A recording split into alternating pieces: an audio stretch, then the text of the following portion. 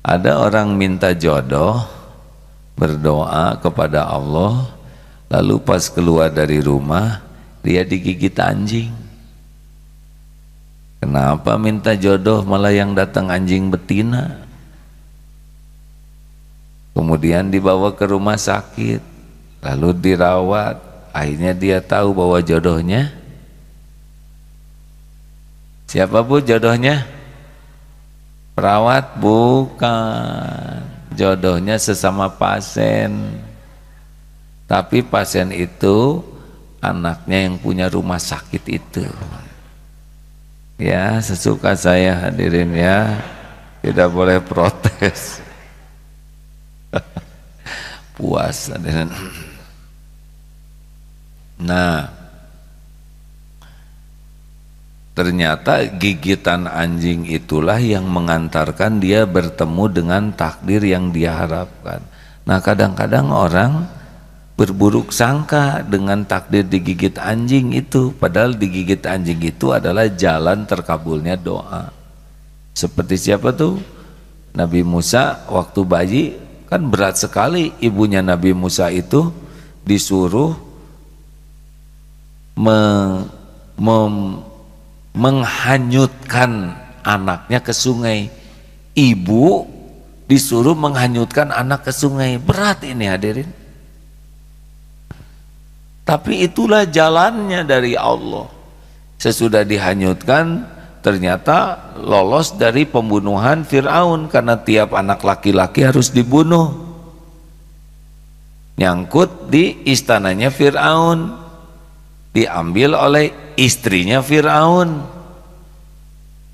Dicari siapa yang bisa menyusui, dari sekian banyak ibu tidak dapat, barulah ada satu yang bisa menyusui, yang cocok nih dengan bayi ini, mau dia tidak nangis, yaitu ibunya Nabi Musa. Diatur, ketemu sekarang ibu dan anak. Syariatnya memang dihanyutkan dulu, kalau tidak dihanyutkan dibunuh itu. Nah, sekarang ada di tempat Fir'aun dengan ibunya. Jadi jangan buruk sangka lah hadirin. A'udzubillahi minasyaitonirrajim. Wa asa an takrahu syai'a wa huwa khairul lakum. Boleh jadi engkau tidak suka padahal baik menurut Allah bagimu. Wa asa an tuhibbu syai'a wa huwa syarrul lakum. Boleh jadi engkau suka tapi buruk. Makanya kalau kita menghadapi situasi yang tidak enak, yang buruk menurut kita, tapi ini terjadi dengan izin Allah yang maha baik, sudah berbaik sangkalah ke Allah. Walaupun pahit, dagangan gak laku, ketipu orang, sakit, atau mau menikah batal, atau apalah. Ada yang tadi saya lihat keguguran kemudian harus dikuret, terus saja berbaik sangka, karena ini terjadi dengan izin Allah yang maha baik, yang selama ini selalu memberikan yang terbaik. Keyakinan inilah yang membuat seseorang bisa sabar dan bisa mendapatkan pertolongan Allah, karena yakin ujian ini menimpa kita terjadi dengan izin Allah yang maha baik, yang tidak pernah sekejap pun berbuat buruk kepada kita. Berbaik sangkalah. Demikian hadirin sekalian. Cukup.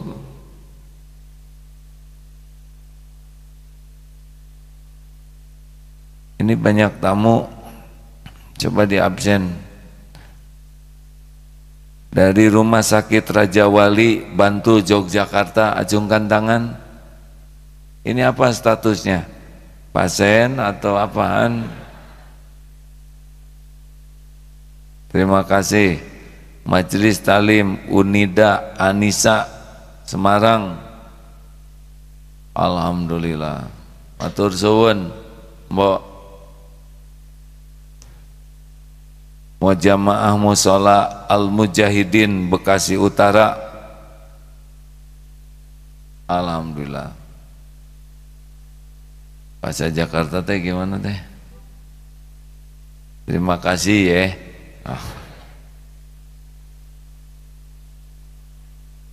Saya dari Tasik Malaya. Majelis Taklim Al-Hikmah Brebes. Mana Brebes? Satu. Oh alhamdulillah. Kenapa Bapak ngacung? Menyelinap? Oh ya, itunya pengawalnya ya. Terima kasih. Ada yang akan kita diskusikan? Kalau tidak ada, tidak apa-apa. Bagus sekali. Ya deh, acungkan tangannya supaya dibantu mikrofonnya. Ya, terima kasih. Berbaik sangkalah kepada Allah dan teruslah minta tolong, minta apapun, minta ke Allah. Allah senang diminta. Kalau kita minta ke orang, makin sering minta, makin enak orang tuh ke kita. Tapi kalau kita minta ke Allah, makin minta Allah makin suka. Karena ciri-ciri yang mengenal Allah tuh pasti ngegelendo terus. Minta aja. Mau tidur minta tidur, mau bangun minta bangun, mau tahajud minta tahajud, mau minum minta minum. Allah penguasa segalanya. Ada air nggak dikasih minum oleh Allah, nggak ketelen. Ya. Assalamualaikum warahmatullahi wabarakatuh. Izin bertanya, macam mana cara untuk lebih sering huznuzan kepada Allah dan tidak suuzon kepada Allah, seperti kayak ujian gitu, gagal gitu, kayak sentiasa macam-macam ya. Tadi mau nanya macam mana ya. Ini dari Malaysia nih. Ada dari Malaysia kah? Iya. Kan? Iya. Malaysianya di mana? Selangor. Ya, macam Selangor. Ya, baik. Supaya kita berbaik sangka kepada Allah, sekarang kapan Allah berbuat buruk kepada kita? Jadi begini nih dek ya, ini rahasianya. Kalau mau tafakur, kalau kita ingin yakin kepada janji dan jaminan Allah, kasih sayang Allah, tafakuri rahmat, kasih sayang, pemberian Allah kepada kita selama ini. Kapan kita disia-siakan oleh Allah? Pernah kita tidak diberi makan? Makan terus, minum terus, tidur, dicukupi pakaian, diberi tempat berteduh, ditutupi aib, begitu banyak. Semakin kita ingat kebaikan Allah, bisa semakin yakin. Orang buruk sangka kepada Allah karena dia tidak mengingat, tidak menafakuri apa yang Allah berikan. Itu masalah kita. Kita hanya memikirkan keinginan, kesukaan kita. Kita tidak mau miskin, pengennya kaya, banyak uang. Padahal dalam kaya belum tentu ada keselamatan bagi kita. Saya juga tidak mau miskin, ya. Tapi ya sedanglah, ya. Kaya, kalau kaya hati saya mau, kaya ilmu saya mau, kaya amal mau. Tapi kalau kaya harta, enggak. Kalau harta inginnya cukup aja. Perlu untuk makan, cukup. Perlu untuk membiayai anak-anak sekolah, cukup. Perlu untuk beli rumah lagi, cukup. Buat beli apartemen, perlu ganti kendaraan, mau umroh, mau ngongkosin orang, itu ada tanah wakaf kurang sekitar 23 miliar, bagaimana? Cukup. Nggak penting kaya tuh. Yang penting cukup. Ingat ya, orang kaya harta belum tentu hatinya merasa cukup. Tapi orang yang cukup pasti cukup. Yang nyebut kaya pasti baru dengar ceramah ini. Yang penting tiap perlu ada atau cukup, Bu? Cukup, Bu. Ibu sekarang punya selop 10, nggak ada yang cukup, mau apa? Yang penting tuh cukup, bukan ada, bukan banyak juga, ya kan? Ya, begitu dek, teruslah tafakur karunia Allah, apa yang kurang pemberian dari Allah kepada kita. Sholat kita tidak khusyuk juga tetap kita diberikan sholat, ya kan? Ini ilmu banyak, tidak diamalkan tetap dijaga oleh Allah. Ya, pertanyaan selanjutnya. Tamu itu ibu-ibu, silakan. Ya Bu, sekarang bebas jari mau berapapun sudah selesai ya. Kemarin gini Bu, ya.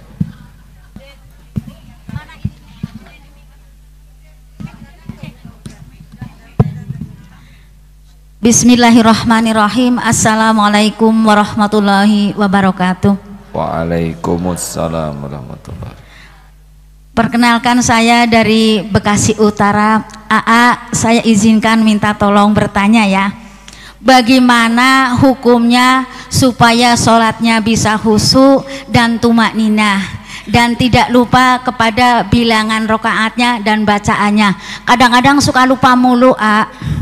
Terima kasih atas pertanyaan saya, mudah-mudahan AA semoga cepat menjawab. Akhirul kalam, wassalamualaikum warahmatullahi wabarakatuh.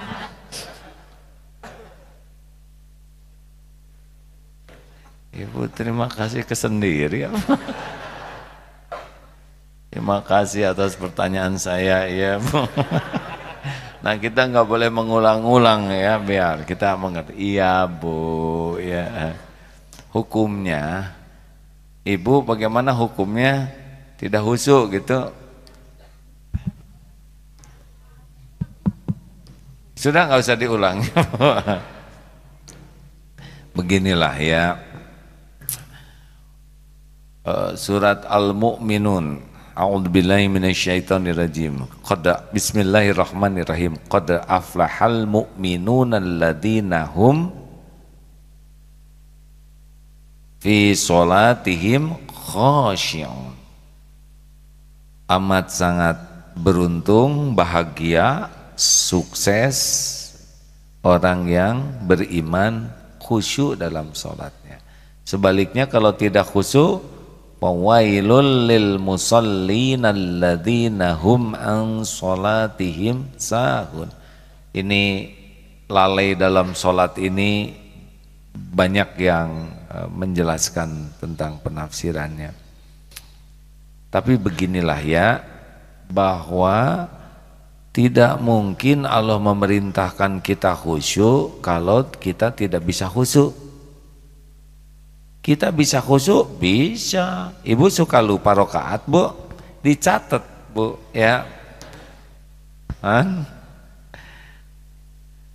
Baru 2 rokaat lupa, yang satu lagi gitu ujuk-ujuk tahiyat akhir. Enak bener ya. Bu, Ibu pernah khusyuk nggak Bu selain dalam sholat? Pernah. Waktu dandan ya kan? Ibu khusyuk nggak?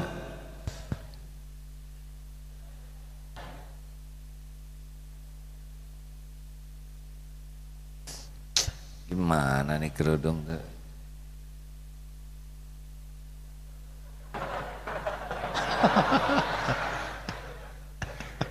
Ketawa. Kenapa ketawa deh Jil? Ibu udah tahu model apa itu Bu? Pocong. Namanya jilcong ya. Astagfirullahaladzim. Tadi mah khusyuk pengajian teh ini. Sesudah ibu-ibu nanya jadi nggak khusyuk ini. Orang tubuh kalau pinjam uang khusyuk.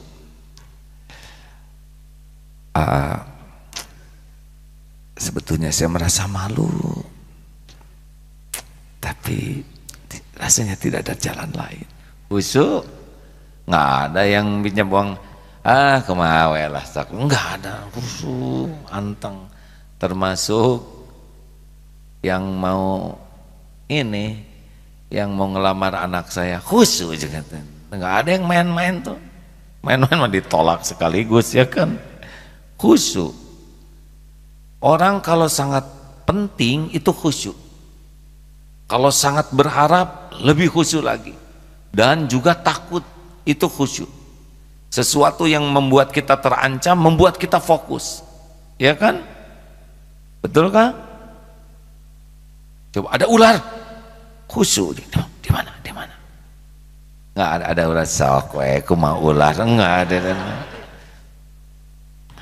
Apapun yang membuat kita terancam, kita akan khusyuk. Apapun yang membuat kita sangat perlu, penting, akan khusyuk. Nah, selama ini kita belum merasa tuh bahwa sholat itu sesuatu yang sangat penting, yang bisa membuka pertolongan Allah. Kita ke orang aja bisa serius tuh minta tolong tuh, apalagi orangnya orang penting yang menentukan. Nih lagi musim sekolah ini, banyak itu orang tua, saya mohon anak saya bisa gitu ya, nggak ada yang sambil main-main karena dianggap penting, atau yang ngundang ceramah juga begitu. Kami sudah 2 tahun khusyuk, fokus, bisa karena sangat harap atau takut. Nah sekarang kita belum menjadikan sholat itu sarana penting untuk mendapatkan apa yang kita harapkan, baik keinginan maupun perlindungan Allah. Padahal sholat itu adalah jalannya tuh. Rabbighfirli, ampuni saya ya Allah. Warhamni, limpahi kasih sayangmu ya Allah kepada saya. Sayangi saya. Wajburni, cukupi ya Allah. Warfa'ni, angkat derajat saya. Warzuqni, limpahi rizki yang berkah. Wahdini, tuntun, beri petunjukmu. Tanpa petunjuk tidak bisa apa-apa. Wa'afini, sehatkan yang bisa membuat saya taat. Wa'fu anni, hapuskan semua jejak-jejak aib dan dosa saya. Itu kan penting hadirin. Diampuni, disayangi, dicukupi, diberi rizki, diberi petunjuk, diangkat derajat, disehatkan. Tapi enggak merasa Allah yang ngasih. Itu tuh gerbangnya sholat. Makanya orang-orang yang yakin Allah yang menguasai, dia akan mati-matian menggunakan sholat itu yang hanya 5-10 menit itu pembuka. Makanya wasta'inu bisabri wassalah. Ibu lihat khusyuk tuh, saya lihat ibu khusyuk ngedengerin ceramah saya kan? Bisa berarti ibu khusyuk. Lupa nggak Bu barusan rakaat keberapa? Ya enggak? Barusan nggak sholat ya. Terakhir ya Pak.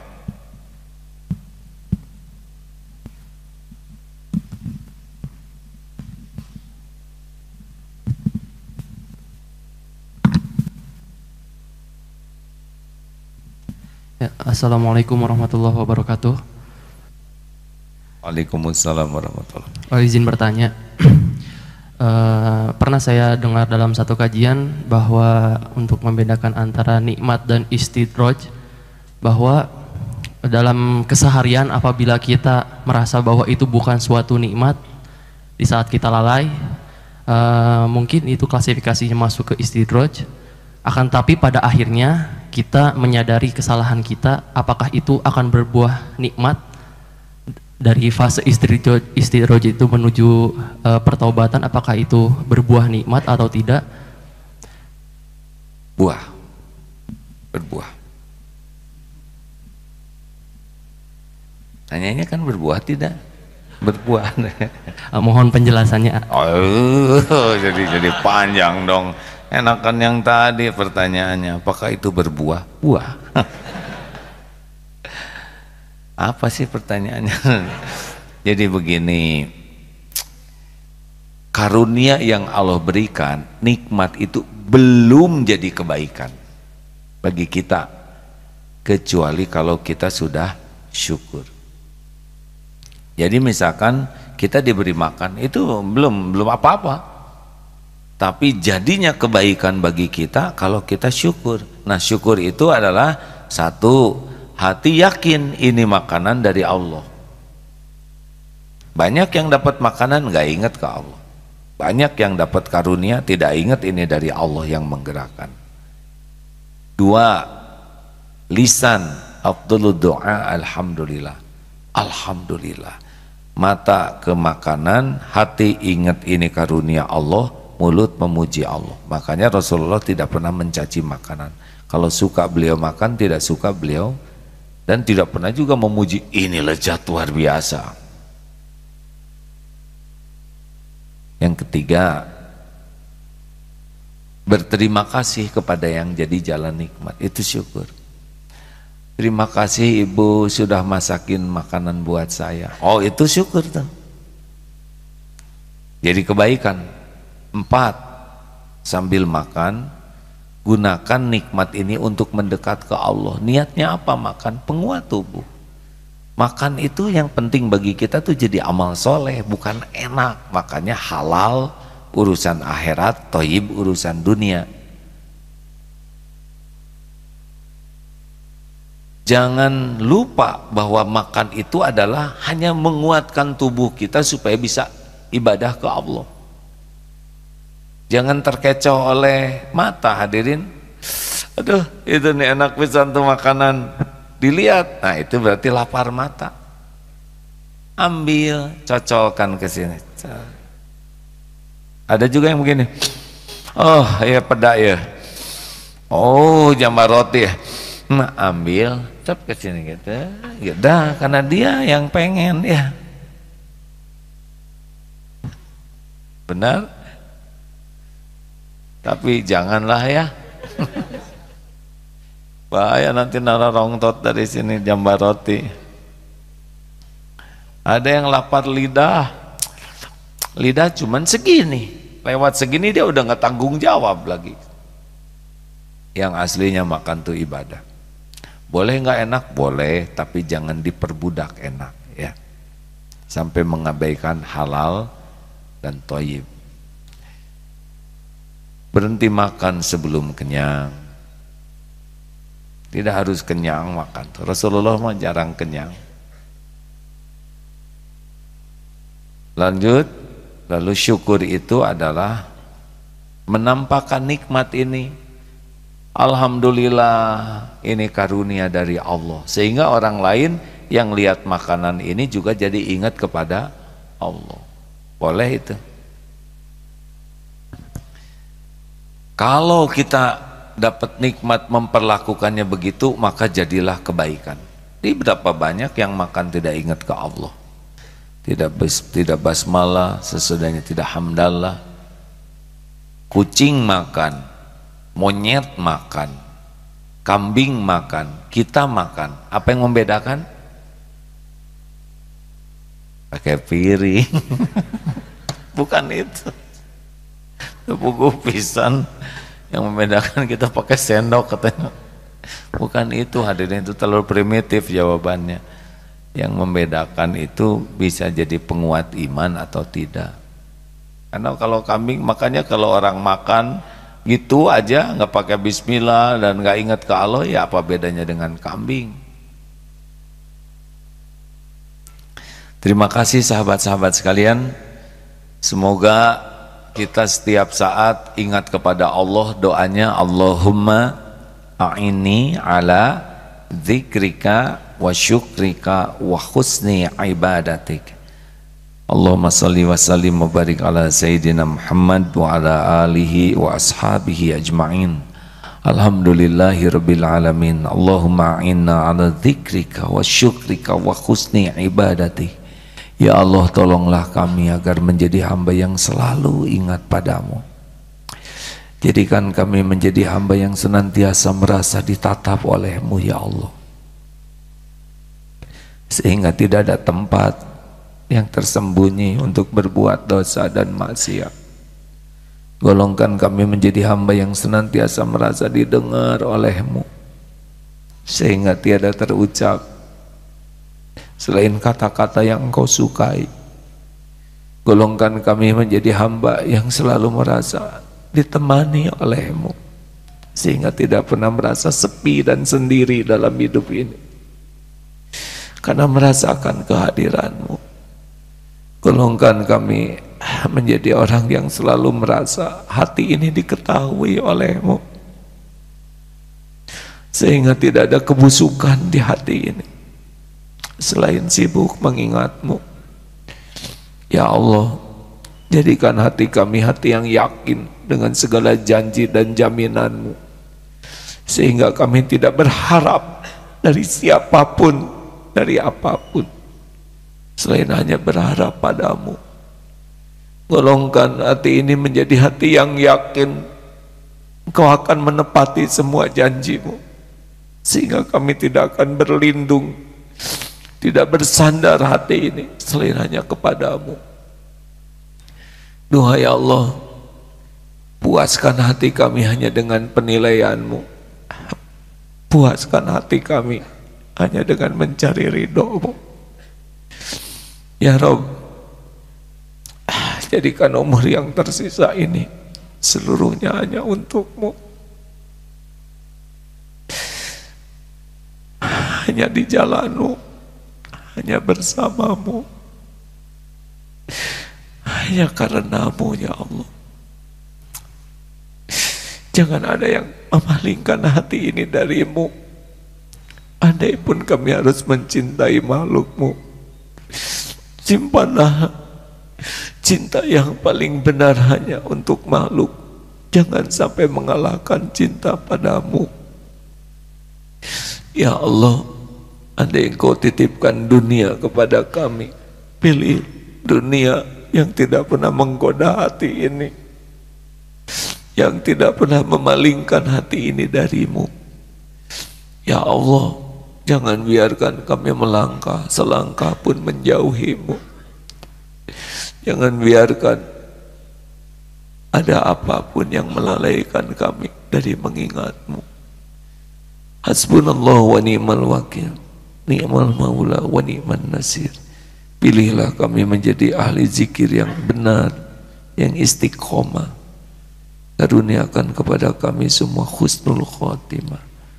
Rabbana atina fid dunya hasanah wa fil akhirati hasanah wa qina adzabannar. Jangan cabut nikmat iman ini ya Allah. Rabbana la tuzigh qulubana ba'da idh hadaitana wa hab lana min ladunka rahmah innaka antal wahhab. Subhana rabbika rabbil izzati amma yasifun wa salamun alal mursalin walhamdulillah. Sahabat kita Ndud dan Isoh, dua-duanya lumpuh, ibu bapaknya sudah meninggal, sekarang sedang masuk rumah sakit kakak beradik ini. Semoga Allah yang menguasai beliau berdua mengaruniakan kesabaran, kesembuhan, keistiqomahan dalam berbaik sangka kepada Allah, dan juga pahala yang melimpah ruah, kemuliaan dan derajat yang tinggi di sisi Allah. Amin ya Allah ya Rabbal alamin. Amin ya Allah ya Rabbal alamin. Amin ya Rabbal alamin.